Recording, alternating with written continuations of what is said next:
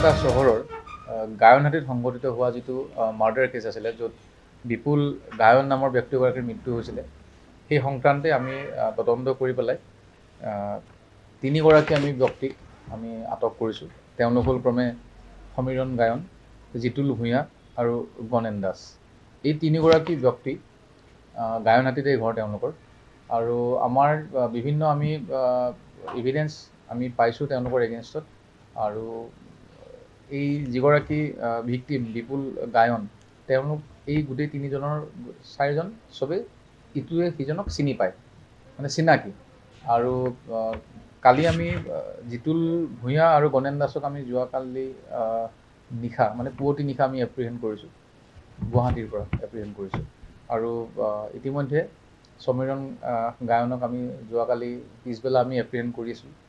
গতিকে আৰু এই সংক্ৰান্তে আমাৰ বৰপেটা পুলিচ ষ্টেচনত বৰপেটা PS কেছ নম্বৰ 216/26 নম্বৰত কেছ এটা ৰেজিষ্টাৰ হৈছে।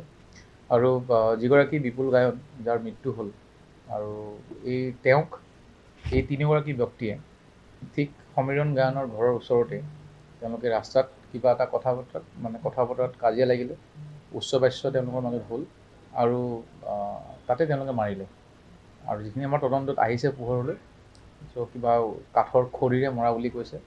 আৰু ইণ্টাৰেষ্টিংলি এই যিটো মানে বিপুল গায়নক য'ৰ পৰা উদ্ধাৰ কৰা হৈছিল, য'ৰ পৰা 108ত লৈ যোৱা হৈছিল, তাৰ ঠিক ওচৰতেই সমীৰণ গায়নৰ ঘৰ।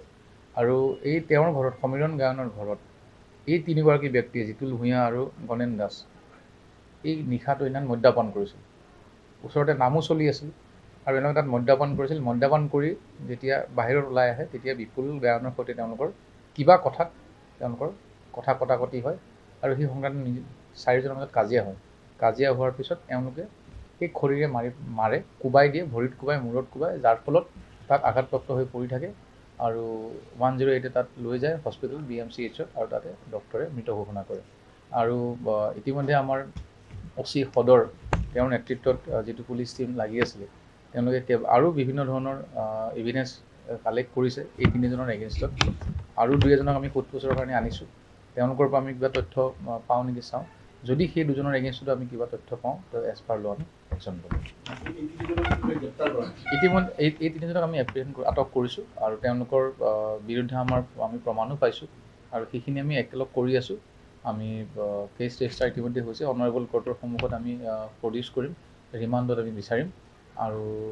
আৰু কি ইকুইপমেণ্টছ আছে, কেনেকৈ হ'ল, মটিভটো কি আছিল, এইখিনি কথা আমি জানিব পাৰিম। কিন্তু মূলতঃ আমাৰ যিখিনি প্ৰিলিমিনাৰী এনকুৱাৰী, তাৰ পৰাতো দেখা যায় যে এই গোটেই তিনিগৰাকী ব্যক্তিয়ে সমীৰণ গায়নৰ যিটো ঘৰ, তাতে তেওঁলোকে সেইদিনাখন ৰাতি মদ্যপান কৰিছিলে। মদ্যপান কৰি পেলাই ওলাই আহি ঠিক ওচৰতে বিপুল গায়নক লগ পালে। বিপুল গায়ন তাত আছিলে, তাৰ লগত কথা কটাকটি হ'ল, হৈ পেলাই মাৰপিট হ'ল। মাৰপিট হোৱাৰ ফলত তেওঁ মানে গুৰুতৰভাৱে জখম হ'ল, হৈ পেলাই হস্পিটেলত মৃত্যু হ'ল। তেওঁলোকে আমাৰ যিটো প্ৰাথমিক তদন্তত আমাক সেইখিনি পাইছোঁ যে তেওঁলোকে মাৰিছে, তেওঁলোকৰ মাৰতে মৃত্যু হ'ল। আমি ইতিমধ্যে কেইবাজনকো আমি আনিছোঁ যোৱাকালিৰ পৰা, কাৰণ সোধপোছৰ কাৰণে। যদি কাৰোবাৰ এগেইনষ্টত আমি পাওঁ তথ্য, যিকোনো খবৰৰ বাবে যোগাযোগ কৰক আমাৰ এই নম্বৰত 9181 307 2221।